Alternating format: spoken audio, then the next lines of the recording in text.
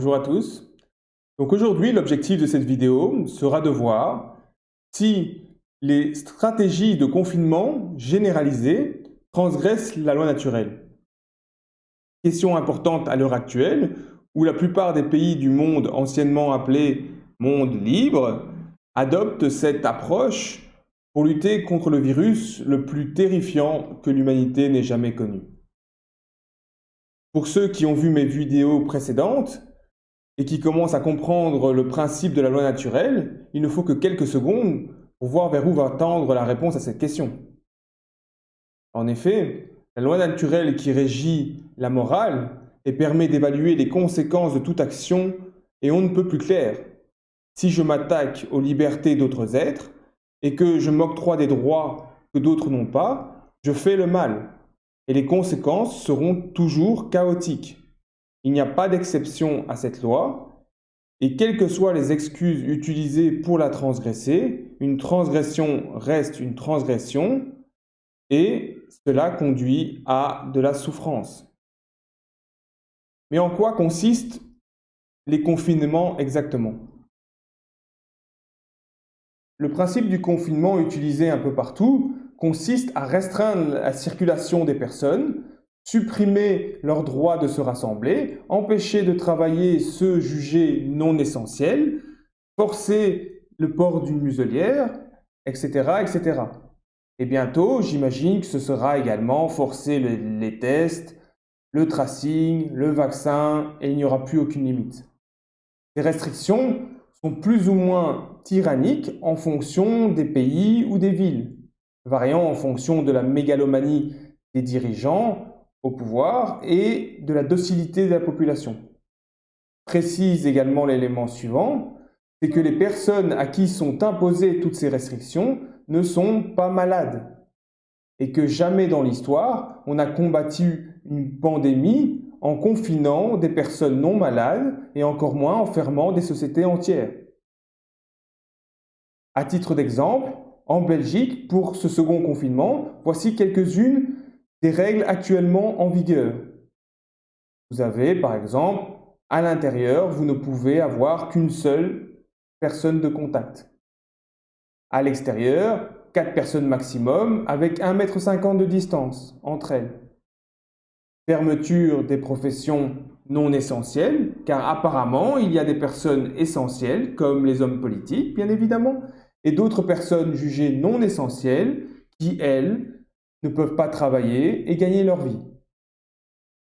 En plus des règles imposées à tout le pays, certains dictateurs en herbe se permettent d'imposer des restrictions supplémentaires en fonction des villes ou des communes. Par exemple, à Bruxelles, vous avez le port de la muselière, du masque, obligatoire partout à l'extérieur, y compris dans les parcs, ce qui est une aberration sans commune mesure. La consommation d'alcool dans l'espace public est interdite. À se demander quel est le rapport avec la propagation du virus.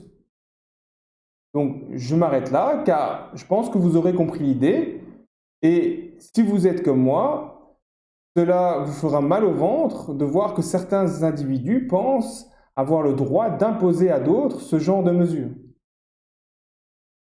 Notez également ceci, si vous allez sur le site InfoCorona ou coronavirus.be, il vous indique le plus simplement du monde ces éléments-ci.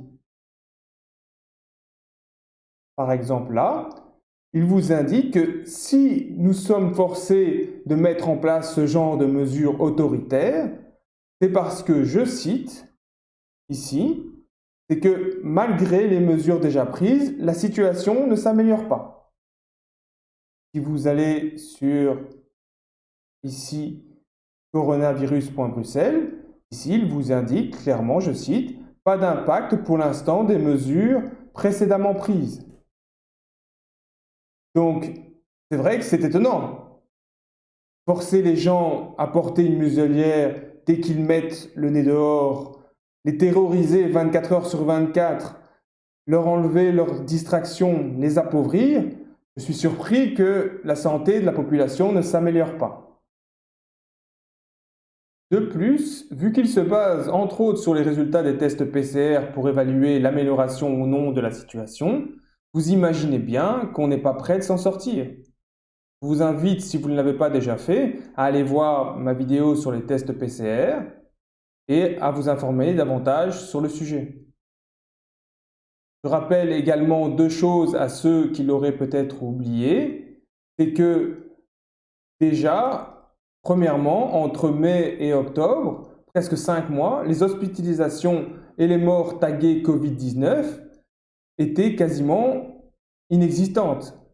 Et pourtant, ils nous ont baladés et mis des mesures de plus en plus restrictives, de plus en plus dures, pour prévenir la soi-disant seconde vague.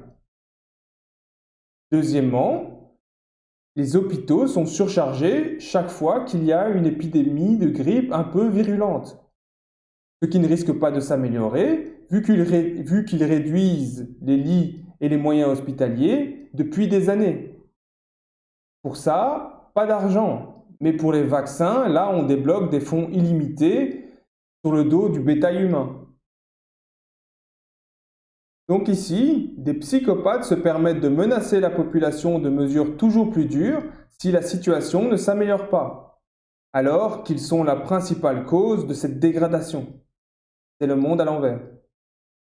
En résumé, ces confinements sur des personnes en bonne santé, asymptomatiques ou autres, sont des transgressions sans appel de la loi naturelle.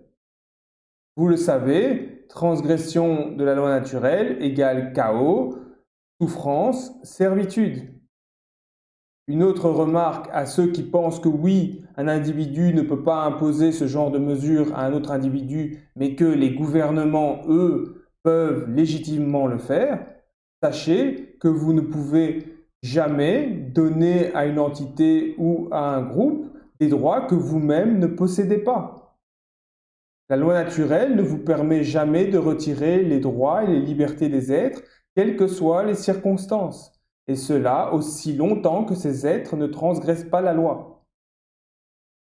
Voyons maintenant les conséquences de ces confinements. Sont-elles positives comme le prétendent les gouvernements, ou sont-elles négatives comme le prédit la loi? Dans l'esprit de la plupart des gens, j'imagine que l'objectif de ces confinements est de sauver des vies. D'où la phrase de propagande préférée des gourous et de leurs serviteurs, « Restez chez vous, sauvez des vies ». Ici à l'écran, vous avez une belle image affichée par la ville de Nice, tout à fait adaptée à une maladie où l'âge moyen des morts est souvent supérieur à l'espérance de vie. À titre d'exemple, en Belgique, l'espérance de vie est de 82 ans et l'âge moyen des morts du Covid-19 est de 83 ans. Mais que cela soit clair, l'objectif poursuivi ici d'après les gouvernements eux-mêmes, c'est uniquement d'éviter que le système hospitalier ne soit surchargé. D'où leur autre slogan phare, lorsque les hospitalisations augmentent, nous devons aplanir la courbe. Pourquoi utiliser le pronom personnel « nous » ? Je ne vois pas pourquoi ils incluent toute la population dedans. Eux sont les gestionnaires de ce système, ils sont grassement payés pour s'assurer qu'ils ne crachent pas à la moindre surcharge.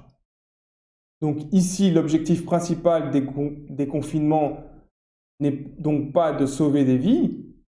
D'ailleurs, de plus en plus de chiffres et d'études montrent que cette mesure ne semble quasiment n'avoir aucun effet sur les infections et le nombre de morts. La Suède, n'ayant jusqu'à présent toujours pas adopté cette stratégie, en est un bon exemple. Néanmoins, certains n'en demanderont pas et utiliseront des modèles mathématiques sophistiqués pour montrer qu'on a sauvé des millions de personnes.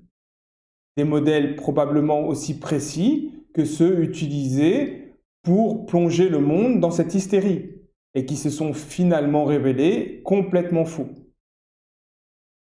Mais bon, les comptes seront faits tôt ou tard. Certains déclareront que ces mesures sont bonnes pour l'environnement. Et en effet, lorsqu'on supprime complètement le facteur humain, le reste de la nature respire. D'ailleurs, certains protecteurs de l'humanité suggèrent de réduire la population mondiale pour sauver la planète. Et tant qu'à la réduire, autant se débarrasser des individus non essentiels, comme le suggèrent les eugénistes ou les transhumanistes. Néanmoins, remarquons ici que l'impact positif du confinement sur l'environnement ne sera, dans le meilleur des cas, qu'un impact localisé dû à une diminution du trafic routier dans les villes ou à la forte diminution du trafic aérien touristique. Rappelons également que la plupart des industries polluantes continuent de fonctionner partout dans le monde et que les populations continuent de consommer. D'ailleurs, un surplus de pollution a été engendré par la hausse des achats en ligne et de la consommation Internet. Il y a aussi un impact indirect sur l'environnement causé par l'appauvrissement des populations qui, désespérées de survivre, auront logiquement tendance à moins se préoccuper des conséquences de leurs actions, la déforestation étant un exemple parmi d'autres. Passons maintenant aux conséquences clairement négatives de ces confinements.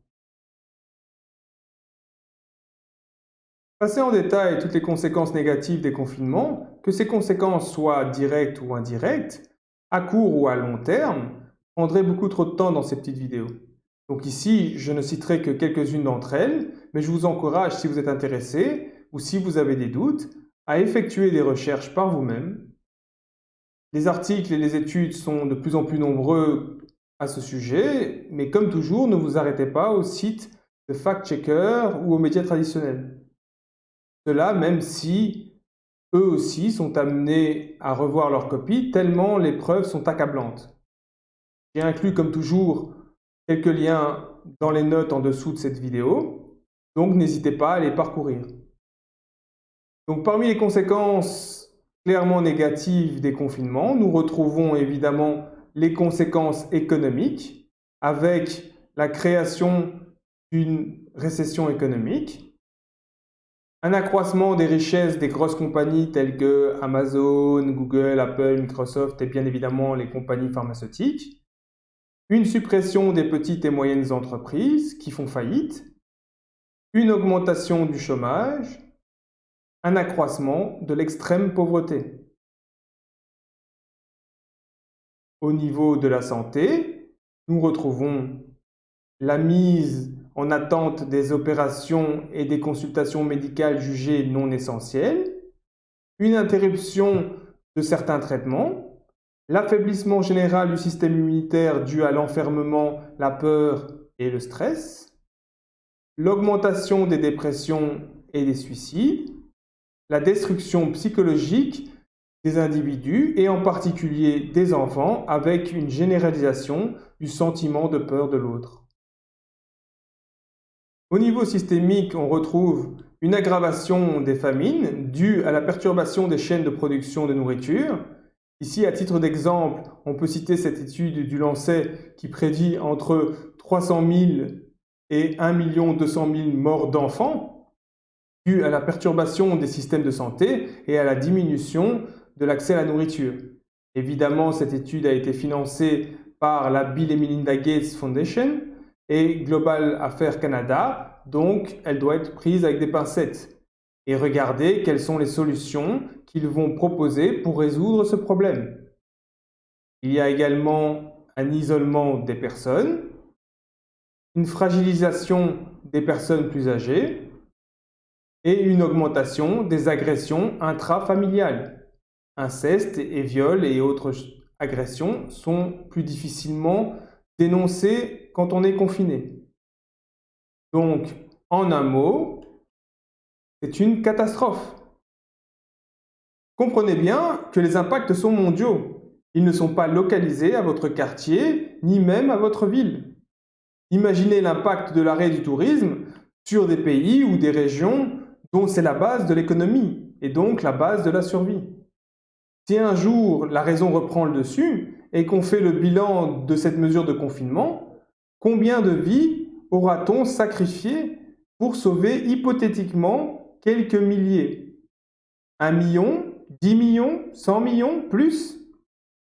Étant donné l'effet limité des fermetures sur la propagation du virus, n'aurait-il pas été plus intelligent de se focaliser sur les traitements et l'augmentation des capacités hospitalières. Actuellement, des dégâts énormes ont déjà été faits lors des premiers confinements et les conséquences se feront ressentir sur plusieurs années. Mais bizarrement, plutôt que d'admettre avoir fait une erreur et essayer de corriger ce qu'ils ont fait, les gouvernements s'entêtent à récidiver, à se demander quel est vraiment leur objectif, même si entre nous, nous avons une idée de ce qui se prépare avec le grand reset. Dans cette vidéo, le docteur David Nabarro, un des 6 envoyés spéciaux de l'OMS, pour cette crise du Covid-19, dit clairement que l'OMS ne préconise pas les confinements comme première méthode pour lutter contre le virus, vu les conséquences désastreuses que nous avons déjà précédemment citées. Il conclut d'ailleurs très clairement en disant, je le cite, « Les confinements ont une conséquence que vous ne devez jamais sous-estimer, c'est rendre les pauvres terriblement plus pauvres. » Au vu de tout ça, personnellement, je pense que ceux qui continuent d'imposer des confinements sont au mieux de dangereux incompétents et plus probablement de vrais psychopathes méprisant tous leurs semblables. Comme certains le disent, on est peut-être bien ici en face de la Troisième Guerre mondiale. Pas une guerre entre nations, mais une guerre contre les individus jugés non essentiels par une bande d'humains dégénérés ayant le complexe de Dieu. Néanmoins, il n'est pas trop tard pour stopper cette folie, mais pour ça, il faudrait que les individus cessent de se laisser contrôler par la peur et arrêtent de se soumettre aux injonctions de psychopathes. Si la loi naturelle était suivie, beaucoup de souffrances pourraient être évitées. La justice est gardée par 2 forces opposées et complémentaires. Il est possible de les voir non pas comme des ennemis, mais comme des professeurs. Des guides chargés de faire intégrer aux êtres, tels que les humains, le principe de la loi naturelle. En effet, lorsque vous respectez la loi naturelle, agissez avec intelligence, la force lumineuse vous apportera ordre et harmonie. Lorsque vous transgressez la loi naturelle et agissez avec bêtise, la force plus sombre vous apportera chaos et souffrance. Dans les 2 cas, la vie veille à ce que vous n'échappiez pas aux conséquences de vos actes, afin que vous appreniez. Malheureusement, les conséquences ne sont pas uniquement personnelles, mais affectent tous les êtres, car nous sommes tous interconnectés. Si les humains dans leur ensemble n'ont pas tiré les leçons de leur histoire, pourtant remplie de souffrances, avec les guerres, les dictatures, les génocides, et j'en passe, si dans leur ignorance ils refusent de suivre les enseignements de la force lumineuse, ce n'est pas grave, car de toute façon, la force chaotique se chargera de leur apprentissage. Pour finir, une citation que j'aime beaucoup de Benjamin Franklin, un des rédacteurs de la Constitution des États-Unis, qui disait « Un peuple prêt à sacrifier un peu de liberté pour un peu de sécurité ne mérite ni l'une ni l'autre et finit par perdre les 2. » Donc sur cela, je vous remercie de votre attention et je vous dis à bientôt.